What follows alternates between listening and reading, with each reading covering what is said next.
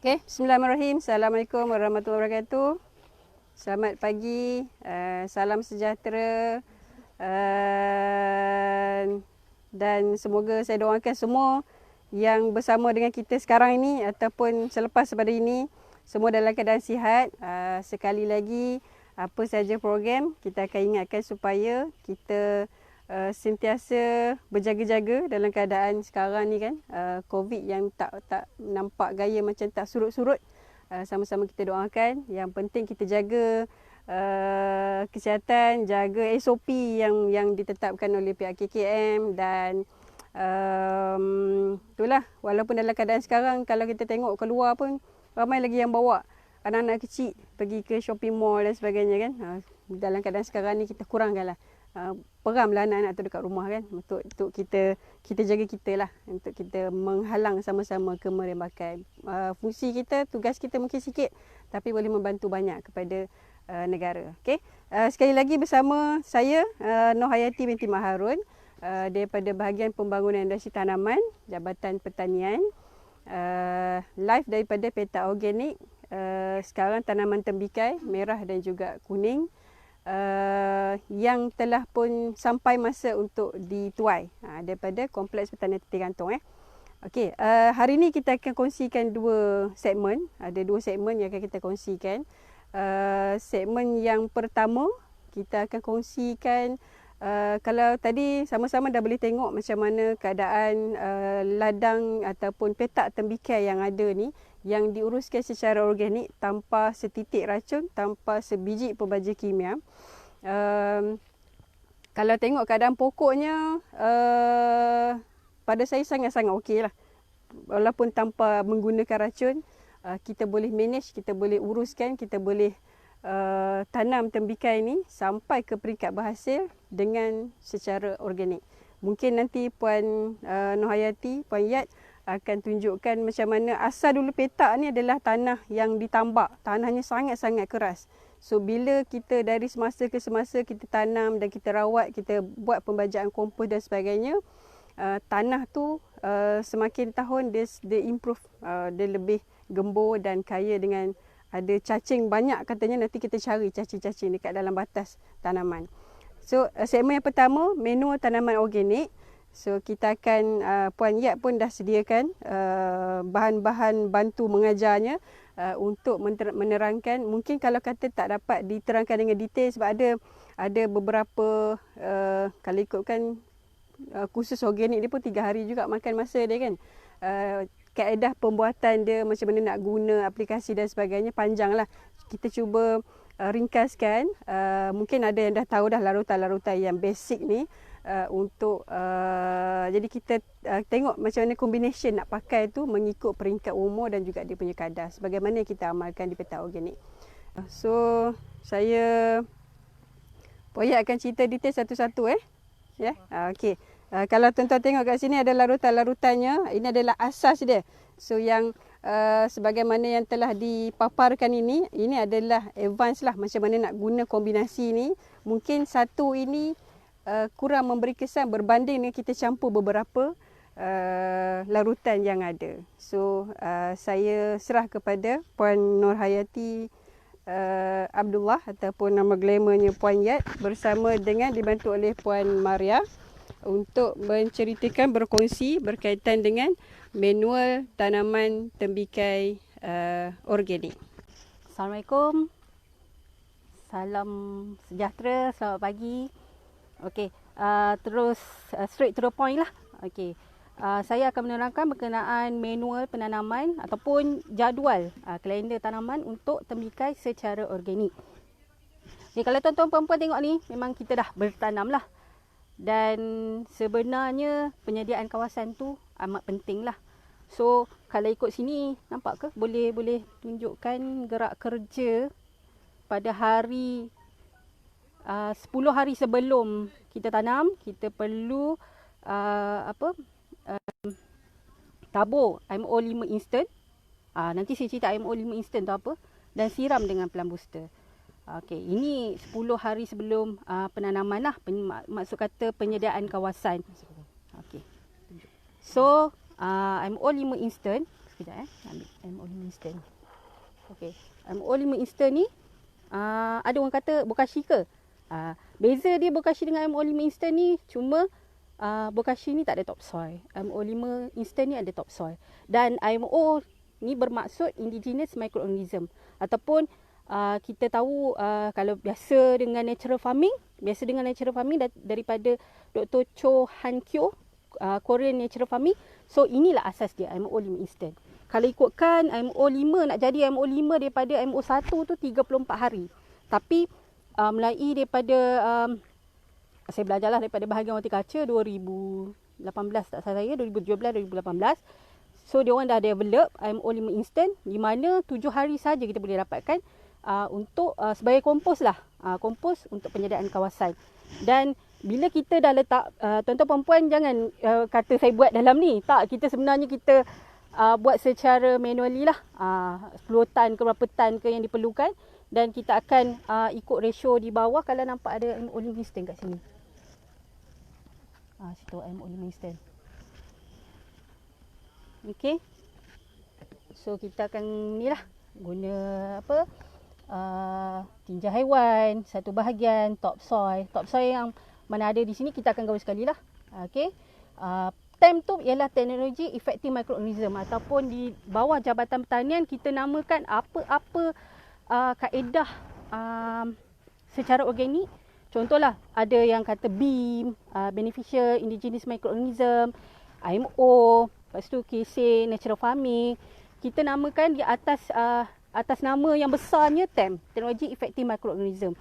So bila kita dah gaul apa semua ni dan selama 7 hari, so kita akan dapatlah MO5 instant dan kita akan tabur dekat ladang kita. Dan masa kita tabur tu kita boleh sembur dengan plant booster. So plant booster ni biasalah tuan-tuan perempuan pun rasa dah familiar kan dengan plant booster ni. Ni packaging lah, packaging kami lah daripada bahagian pembangunan industri tanaman. Tapi orang kata cara nak buat pun amat senang. Dan tuan-tuan perempuan boleh tengok dekat situ pula. Bagaimana kaedah bahan dia, plant booster. Ada 10 resepi di situ. Okey.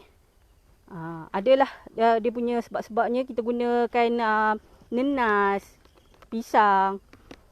Okey, belacan, kangkung, okey. Itu untuk sumber N, sumber P.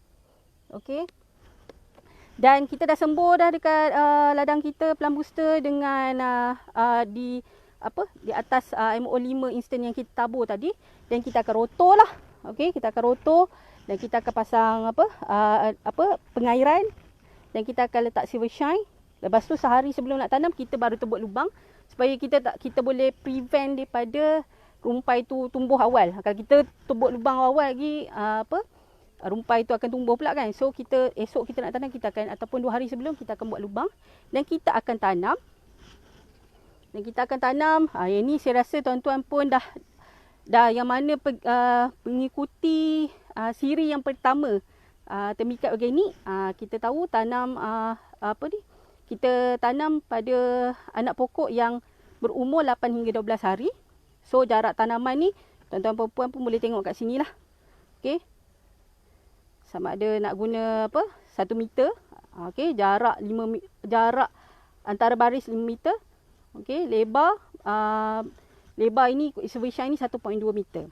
Okey. Dan bila dah tanam, kita kenalah juga ada kawalan penyakit dan perosak. Okey, kalau sebenarnya kita tak sure lah kalau ada infection, tapi selalunya kalau kita guna pun kita guna yang organik. Okey, selang-seli cuka kayu dan IIC. IIC tu stand for Instant Insect Control. Okey, pada hari ke-5, 14, 21, 28, 35 dan seterusnya lah jika diperlukan. Seminggu sekali kita selang. Let's say minggu ke-5 kita dah pakai cuka kayu. Next week minggu ke-14 kita pakai Instant Insect Control. Ataupun tuan-tuan perempuan boleh mendapatkan neem oil ke gali oil ke terpulang. Asalkan organik. Kita perlu selang-seli supaya kita boleh kawal serangga perosak ni supaya dia tak immune. Dia bau benda yang sama je kan. So kita selang-seli supaya dia tak boleh nak baca. Okey. Cuka kayu. Okey, saya boleh tunjukkan cuka kayu. Itu.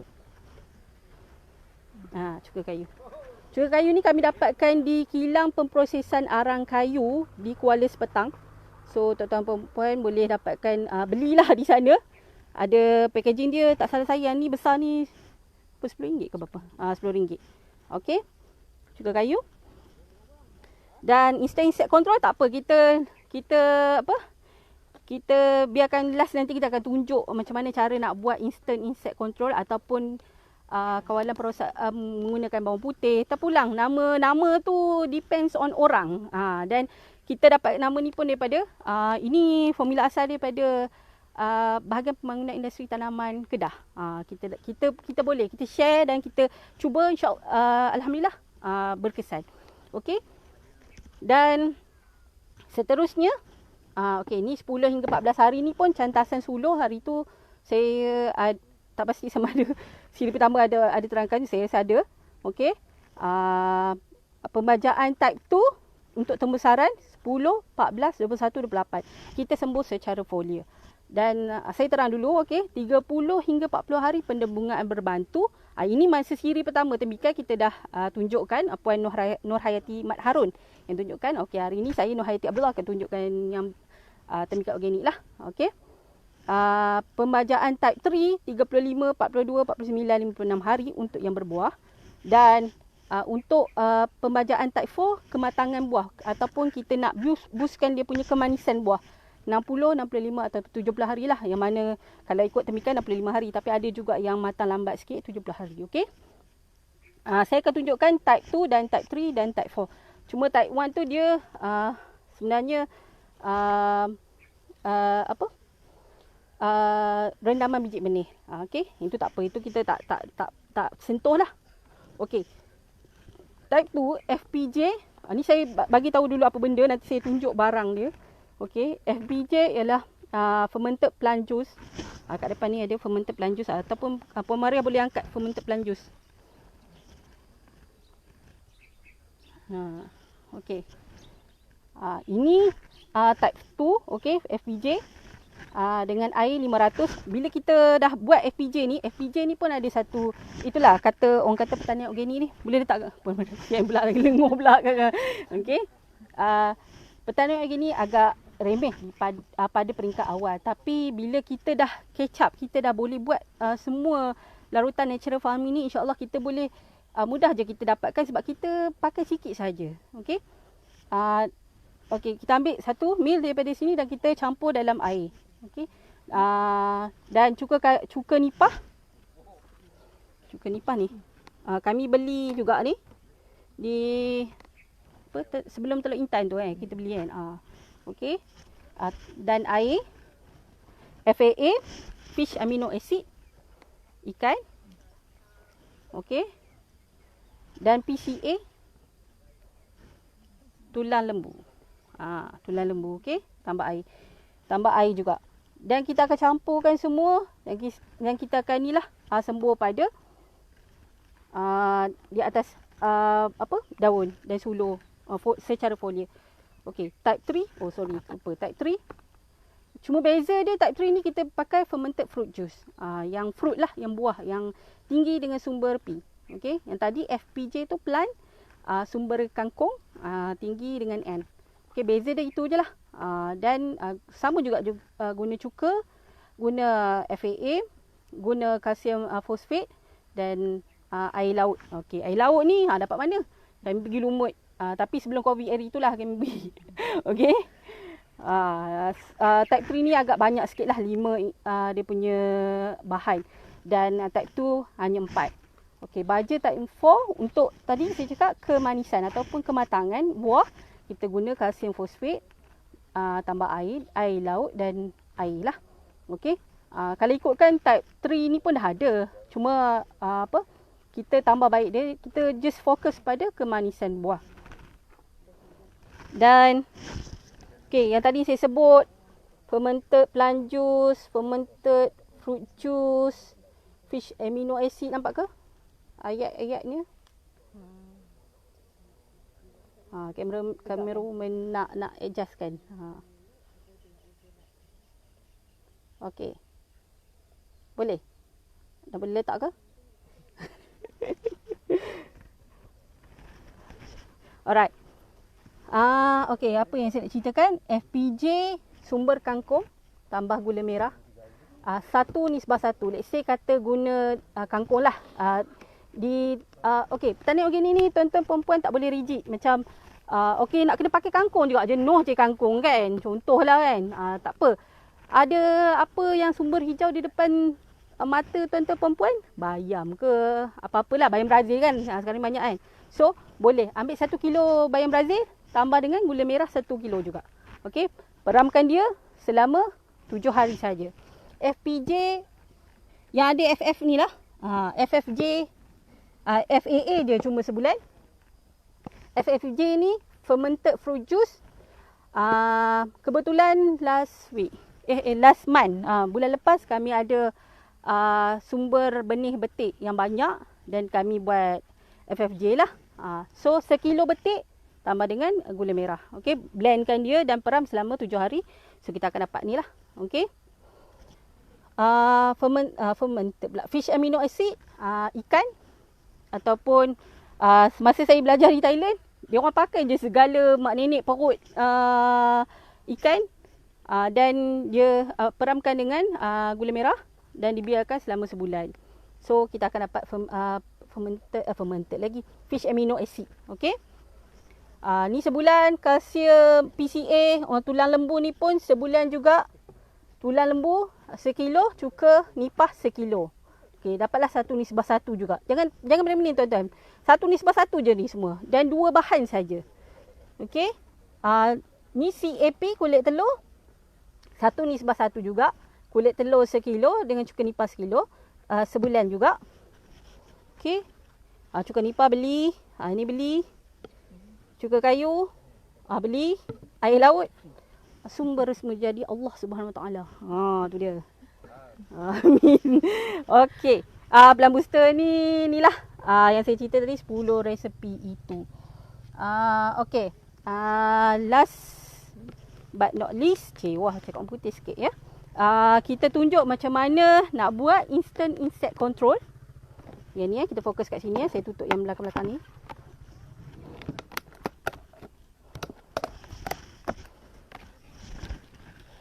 Okey. Sedap tu. Rasa dia jadi chef-chef lah kat depan ni. Okey, cili padi 100 gram.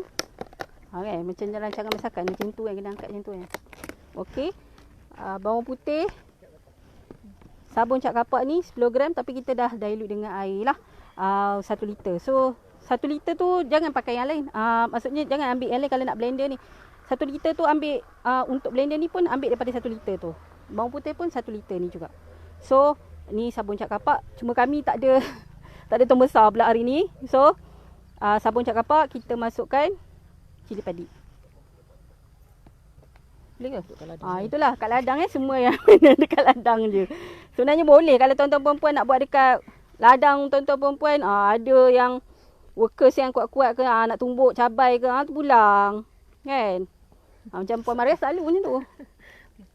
Outdoor masak je. Okey. Ni sebenarnya kami dah blender awal lah. Okey, bawang putih.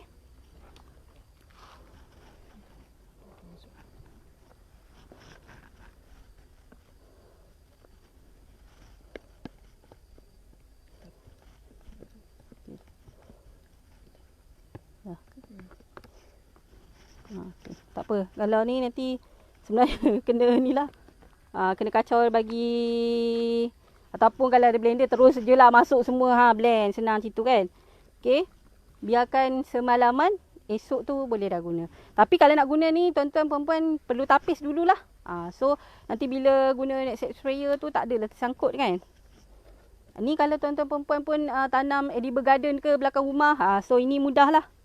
Terpulang nak campur dulu sabun ke ataupun tak terpulang. Yang kami guna sabun cat kapak dia tak berbuih sangat. So boleh tahan lama lah. Kalau sunlight tuan-tuan perempuan ada sunlight ke yang mahal kan.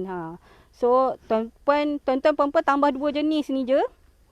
Nanti bila nak spray tu tambah sedikit sunlight contoh sebagai stiker untuk lekatan semburan ni lekat di di daun lah. Supaya serangga perosak kita tak datang kembali lah. Dan satulah renyah di pertanian organik ni, orang kata kawalan penyakit perosak lah yang amat sukar. Tapi bagi kami tembikai ni alhamdulillah sangat tumbuh sarangnya sangat macam mana nak cakap mengujakan. Tu dia, mengujakan. Sebab yang tadi Puan Nurhayati Mak Harun, kena sebut nama Puan Nurhayati Mak Harun, tekankan kita dah kawasan sini dah fulfill lah dia punya organik dia. So memang makan masa berapa tahun lah sebelum saya datang pun dah memang ada. Dan dah develop dah kat kawasan sini. Dia punya sumber tanah tu memang kata beneficial microbe amat tinggi, dan segala soil pathogen macam contoh fusarium ke phytium ke lecoh anak pokok ke, kita tak perlu risau. Kita tanam hari tu pun tak ada rasa macam ada lecoh ke phytium ke, sebab kita dah kawal dia daripada awal. Soil-borne disease tu insya-Allah tak ada. Okey. Cuma ni je lah kita worry kalau ada whitefly ke aphid ke yang tu. Tapi kita akan guna kawalan kawalan penyakit dan perosak ini secara semula jadi, cuma dia akan repel saja, dia akan menghalau saja. Dan kalau ikutkan dulu pun kami pernah pakai, kalau misalnya serius sangat, Isnin pakai juga kawalan katalah cuka kayu. Hari kami repeat dengan insect control. Okey. Di hari Rabu tu kita letak baja folia lah yang ni. Macam tu. So tuan-tuan perempuan kena baca persekitaran tuan-tuan perempuan lah. Dan ada juga syur daripada Mardi, Ecological Engineering atau kejuruteraan ekologi, menanam bungaan di sekitar. Dulu kami pernah tanam sunflower di sini. Alhamdulillah bersama dengan Kobeh membantu juga untuk kita bagi host sebagai host kepada predator parasitot yang baik ni, yang boleh lawan kepada perosak ni. So kalau ikut sini rumpai-rumpai pun kami tak ni juga. Memang kalau ikutkan mamai Glomerulidosperma pun sperma macam sebut lain, Rutidosperma, okey. Dia pun sebagai host kepada penyakit perosak tu. So dia tak attack kita punya tanaman, dia pergi kepada yang kita trapkan dia. Kita guna pokok maman dan sebagainya lah, rumput rumpai ni. Okey. Ada apa-apa lagi ke Puan Marah? Saya rasa selesai kot bagi sesi kami. Untuk sesi seterusnya saya boleh serahkan kepada Puan Nurhayati Mak Harun lah. Okey. Assalamualaikum.